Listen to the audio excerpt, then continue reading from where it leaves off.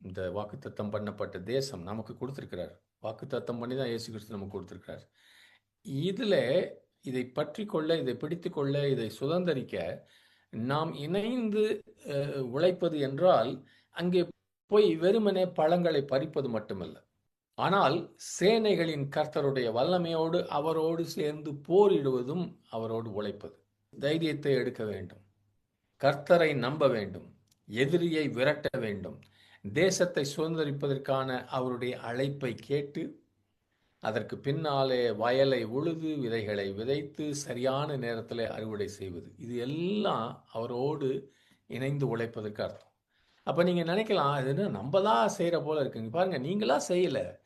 அந்த செழிப்பான இப்போ அந்த மாதிரி எவ்வளவு நீங்கள் உழைச்சாலும் இங்கே இருக்கிற மண்ணில், இங்கே இருக்க வனாந்தரத்தில் நீங்கள் செஞ்சீங்கன்னா ஒரு பிரயோஜனம் கிடையாது, ஒன்றுமே நடக்காது.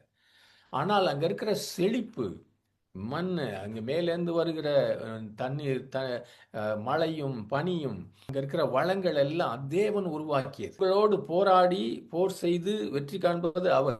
இதெல்லாம் செய்கிறாங்க. You are only collaborating. அதனால இதெல்லாம் நமக்கு பெரிய காரியம் என்று அல்ல, அதே சமயம் இது சிறிய காரியமும் இல்லை. இஸ்ரவேல் ஜனங்கள் இந்த தேசத்தை அவர்கள் சிருஷ்டிக்கவில்லை என்று இதில் பார்க்கலாம். அங்குள்ள எல்லாமே கர்த்தராகிய ஆண்டவராலே அற்புதமாகவும் அதிசயமாகவும் சிருஷ்டிக்கப்பட்டன எல்லாமே. ஆமென். இதுல அவர்களுடைய இணைந்து உழைப்பது என்ன என்றால், அந்த வாக்குத்தத்தம் பண்ணப்பட்ட தேசத்தை பெறுவதற்கு அவர்கள் என்ன செய்ய வேண்டும் என்று நம்ம கொஞ்சம் பார்த்தோம்னா, இஸ்ரவேல் ஜனங்கள் தேவனை நம்ப வேண்டும். என்னோட சேர்ந்து நீ கை கோர்த்து நீ வேலை செய்யணும்னா பலங்கொண்டு திடமனதாயிரு. எல்லா வாக்குத்தத்தமும் கொடுக்குறாரு. பயப்படாத, உன் கூட இருக்கேன், உன் கூட இருக்கேன். ஆனால் பலங்கொண்டு திடமனதாயிரு. ரெண்டாவதாக சொன்னாரு, ரெண்டாவது என்ன நம்முடைய ஒத்துழைப்புனா, இதெல்லாம் பாருங்க, உலகத்தின் மாதிரி இல்லை. எனக்கு கொண்டாந்து பணம் கொடு, நான் கொஞ்ச நேரம் தூங்க போறேன், எனக்காக நீ சண்டை போடுலாம் சொல்ல ஆண்டவர்.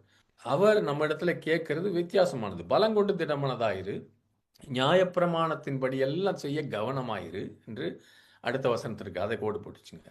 மூன்றாவதாக, இந்த நியாயப்பிரமாண புஸ்தகம் உன் வாயை விட்டு பிரியாதிருப்பதாக. அப்ப நான் அறிக்கை செய்வதெல்லாம் பயத்தின் அறிக்கைகள் கிடையாது, சந்தேகத்தின் அறிக்கையை கிடையாது, சூழ்நிலைகளின் அறிக்கையை கிடையாது, எதிரியின் பலத்தை குறித்த அறிக்கைகள் கிடையாது. இது வசனம் என்ன சொல்லுதோ அதை தான் அறிக்கை செய்வேன். இந்த நியாயப்பிரமாண புஸ்தகம், இந்த வேத புஸ்தகம் உன் வாயை விட்டு பிரியாதிருப்பதாக. வாயில சொல்றது மாத்திரம் இல்ல, அடுத்தது சொல்றாரு, இரவும் பகலும் அதை தியானித்து கொண்டிருப்பாயாக, இதை யோசித்து கொண்டே இருக்க சொல்றாரு. அப்பொழுது நீ இந்த தேவனுடைய ராஜ்யத்துல போய் சுதந்திரிக்க வேண்டியதெல்லாம் உன் வழியை அவர் வாய்க்க பண்ணுவாய். ஆமென்.